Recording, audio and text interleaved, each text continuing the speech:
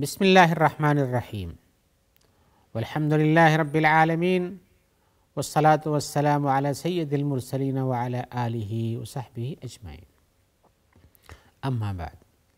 محترم ناظرین کرام، احکام دین کا پروگرام پیش کر رہا ہوں جس میں آپ کے سوالوں کے جواب ہم کتاب و سنت کی روشنی میں دیتے ہیں۔ ہم نے اس کے پہلے کسی حلقے میں بتایا کہ ہم نے کئی سوالوں کو جو کہ مرنے اور قبر میں عذاب پانے یا نعمت پانے سے متعلق سے اکٹھا کر رکھا ہے، تو انہی میں سوالوں میں کی طرف ہم بھی پورا کر رہے ہیں۔ تو آج کے سوالوں میں سے یہ پوچھ رہے ہیں کہ انسان کے جسم سے مرنے کے بعد نفس کا یا روح کا تعلق کس انداز کا ہوتا ہے۔ ہم بتانا چاہیں گے کہ انسان کا تعلق جو ہے اس کے روح کا یا اس کی جان کا تعلق انسان کی زندگی کے ساتھ چار انداز کے ہیں۔ ایک تو یہ ہے کہ جب وہ حالت حمل میں ہوتا ہے، یا یہ کہ حالت حمل میں بچہ ہوتا ہے لیکن اس کی جان وہاں پہنائی ہوئی رہتی ہے۔ دوسرا یہ ہے جو دنیا کی زندگی میں آنے کے بعد آپ دیکھتے ہیں کہ وہاں جسم و جان دونوں موجود ہیں، اور اسی طرح سے تیسرا یہ ہے جو برزخ کی زندگی کا تعلق ہے کہ برزخ کی زندگی بھی جسم کے ساتھ ہے اور بغیر جسم کے بھی ہے، اور چوتھا تعلق بدن کے ساتھ موت بعثت کے بعد ہے۔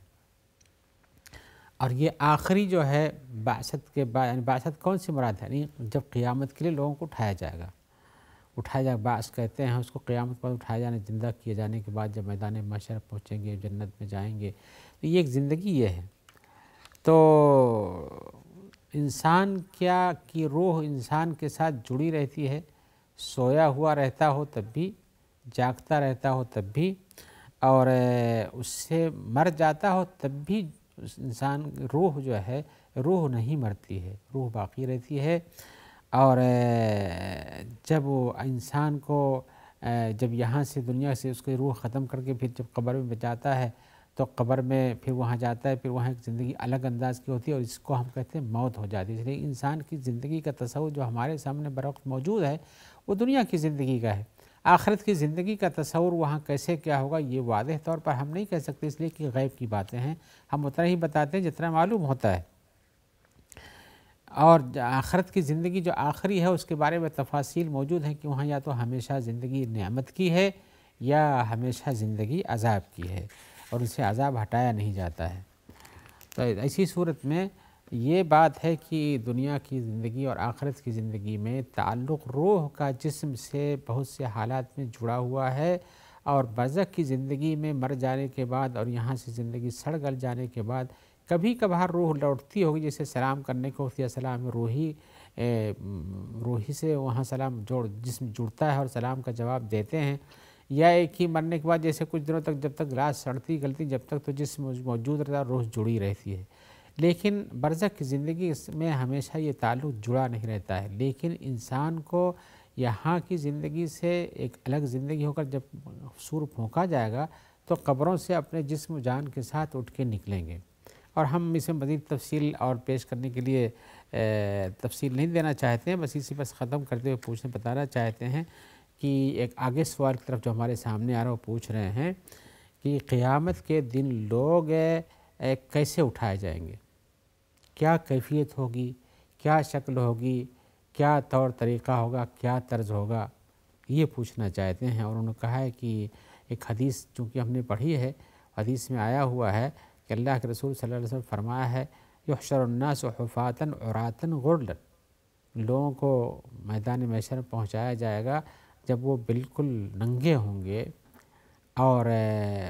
پیروں میں جوتے نہیں ہوں گے، غرلاً، اور اسی طرح سے بے ختنہ ہوں گے سب کے سب۔ تو کہتے ہیں کہ یہ کون سی کیفیت ہے؟ تو ہم بتانا چاہتے ہیں کہ جی حدیثوں میں اس طرح سے الفاظ آئے ہوئے ہیں کہ وہ میدان محشر میں پہنچانے کا ایک الگ انداز ہے۔ انسان جیسے طبعی طور پر زمین میں پیدا ہوتا ہے اسی طرح سے یہاں سے لوٹ کے میدان محشر میں پہنچے گا،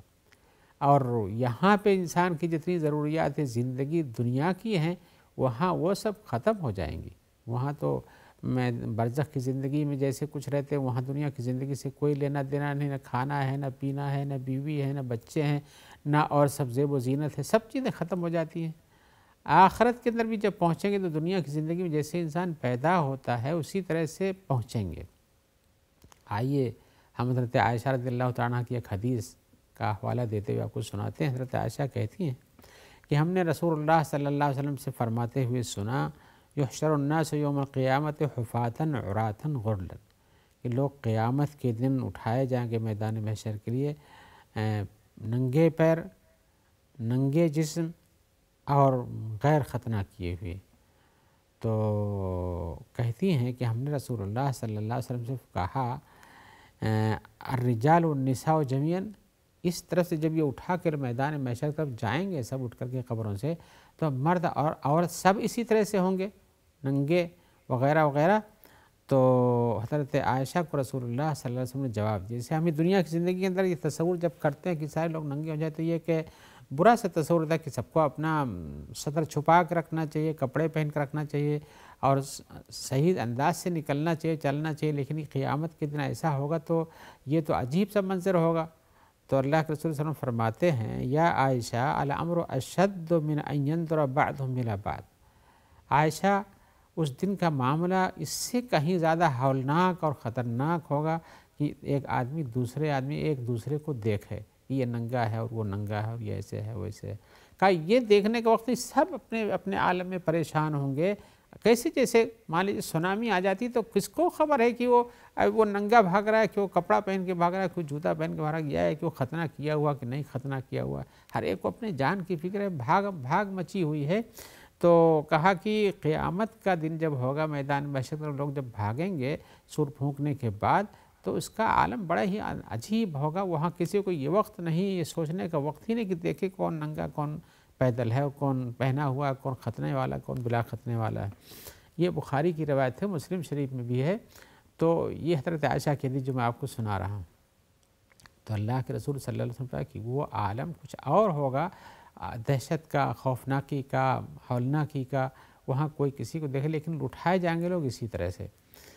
تو اب یہ جو میدان محشر میں جانے کا جو آپ نے پوچھا ہے کہ کیسے لوگ قیامت کے دن جائیں گے اٹھ کر کے، حدیث میں جیسے آیا ہوا، اس کی کیا توضیح ہو سکتی ہے تو میں بتانا چاہتا ہوں، معنی کی تفسیر بھی کر دوں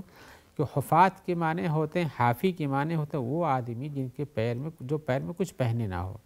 اس کو حافی کہتے ہیں، نہ جوتا ہو، نہ چپل ہو، نہ موزہ ہو، نہ کوئی اور چیز ہو، نیچے پیر کے کچھ بھی نہ ہو، اس کو حافی بولتے ہیں، حافی القدم بولتے ہیں عربی زبان میں۔ اور عورات کے معنی، عاری کے معنی تو آپ جانتے ہو کہ جو کپڑے سے عاری ہو، بے ستر ہو،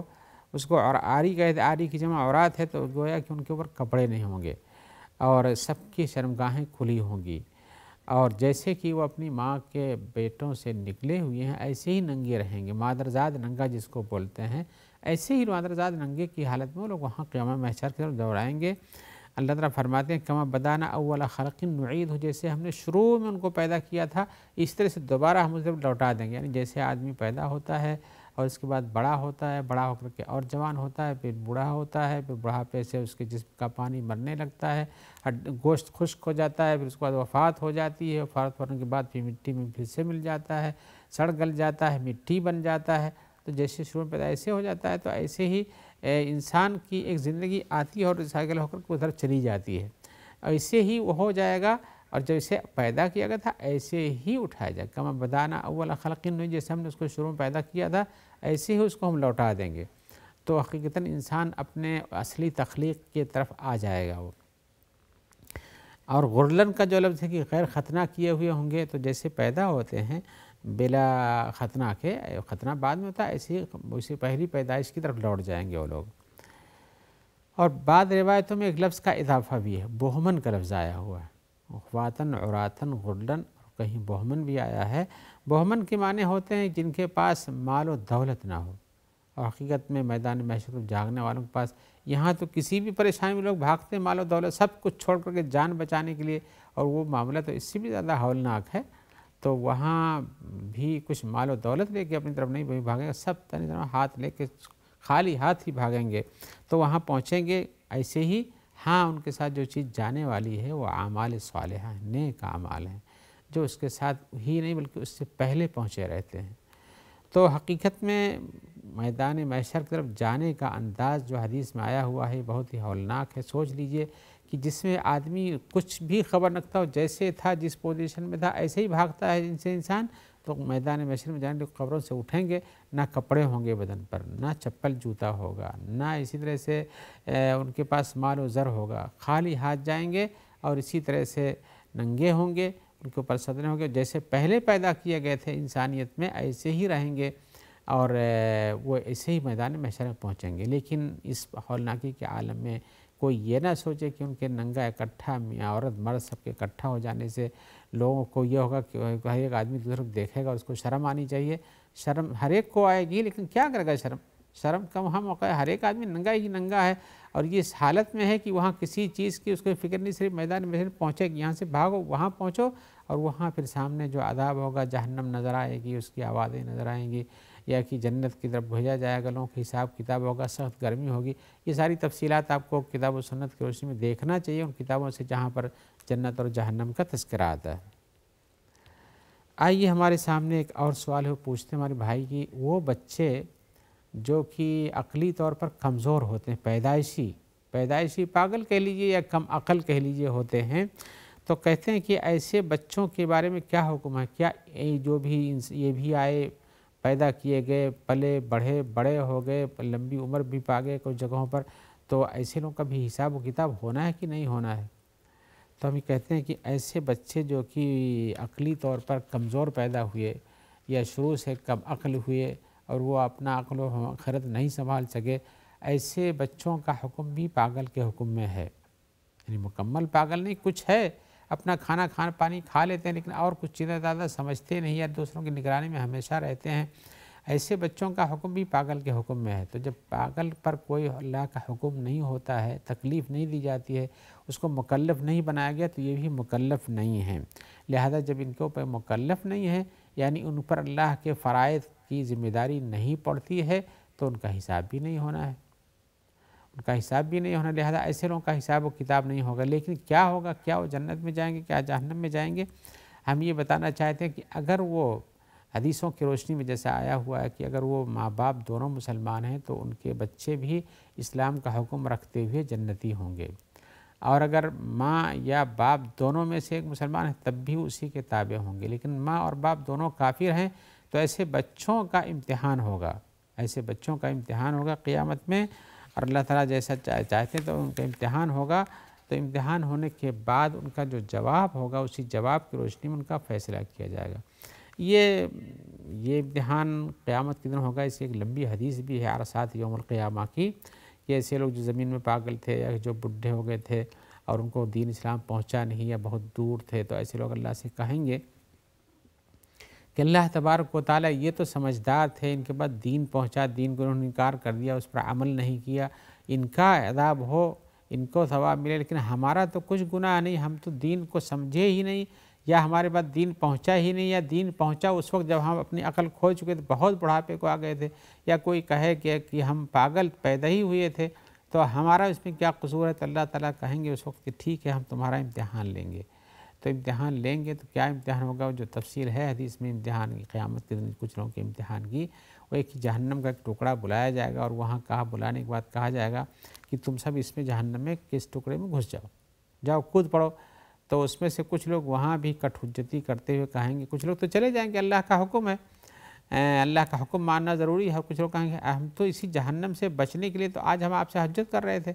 کہ ہمیں جہنم میں کیوں ڈالو گے، اور آج اب پھر جہنم میں ڈالنے کی بات ہم سے کر رہے ہو، یہ کیسے صحیح ہو سکتا؟ تو اللہ کہیں گے دیکھو تمہارا یہی انداز ہے، تمہاری فطرت ایسے ہی ہے کہ تمہارے پاس نبی آتے، اللہ کا پیغام آتا تو تم انکار کر دیتے، آج ہمارے کہنے پر تم نہیں جا رہے ہو تو ان کے کہنے پہ کہاں صحیح ڈھنگ کو ماننے والے تھے، لہذا ان کو حکم دے کہ ان کو جہنم میں ڈال دو۔ تو ایسے جواب اگر ہوگا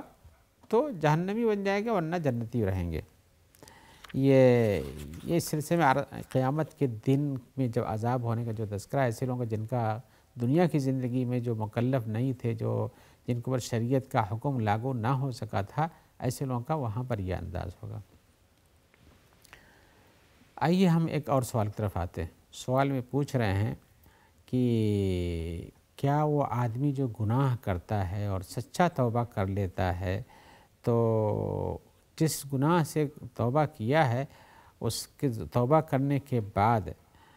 پرانے گناہ کا کچھ حساب و کتاب بھی اس پر باقی رہے گا کہ چھوڑ دیا جائے گا۔ اور یہ بھی سوال کرتے ہیں کہ کیا جو آدمی کبیرہ گناہ کرتا ہے جب وہ توبہ کر لے تو اس کی توبہ کبیرہ گناہ میں قبول ہوتی ہے کہ نہیں؟ ہم جواب یہ کہیں گے کہ بھائی اللہ تبارک و تعالیٰ کے پاس توبہ کا دروازہ کھلا ہوا ہے۔ اللہ تعالیٰ تواب ہے، اللہ تعالیٰ رحیم ہے، غفور ہے، اور کوئی بندہ جب اللہ سے توبہ کرتا ہے سچی توبہ جسے توبۃ نصوح کہتے ہیں، تو ایسی صورت میں اسے اللہ کی رحمت سے مایوس نہیں ہونا چاہیے۔ اللہ تعالیٰ بندوں کی توبہ قبول کرتا ہے۔ مشرک ہے توبہ کرتا ہے اس کا شرک معاف ہو جاتا ہے، کافر کا کفر دھل جاتا ہے، برائی کیے رہے آدمی توبہ کر لے تو اس برائی اچھائی میں بدل دی جاتی ہے۔ تو اس قسم کی بہت ساری چیزیں حدیثیں ہیں جس سے پتہ چلتا ہے کہ اس کا توبہ صحیح معنی میں قبول ہو جاتا ہے۔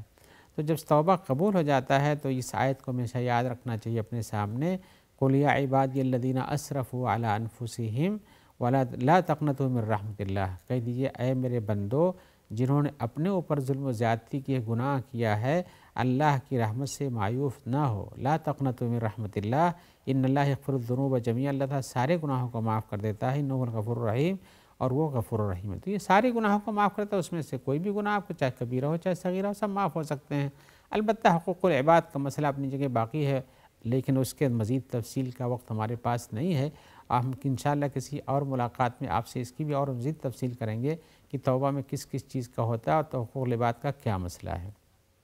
جب تک کے لیے اجازت دیجیے، اور ہم امید کرتے ہیں انشاءاللہ جلد ملاقات ہوگی جس میں آپ کے سوالات اور ہماری جانب سے ان کے جواب حاضر ہوں گے۔ ہم دعا گو ہیں کہ اللہ تعالیٰ آپ کو خیر سے رکھے، اور جو لوگ آپ تک اس پروگرام کے پہنچانے میں ممد و معاون ہیں ان سب کو اپنی حفاظت میں رکھے اور جزائے خیر عطا فرمائے۔ والسلام علیکم ورحمۃ اللہ وبرکاتہ۔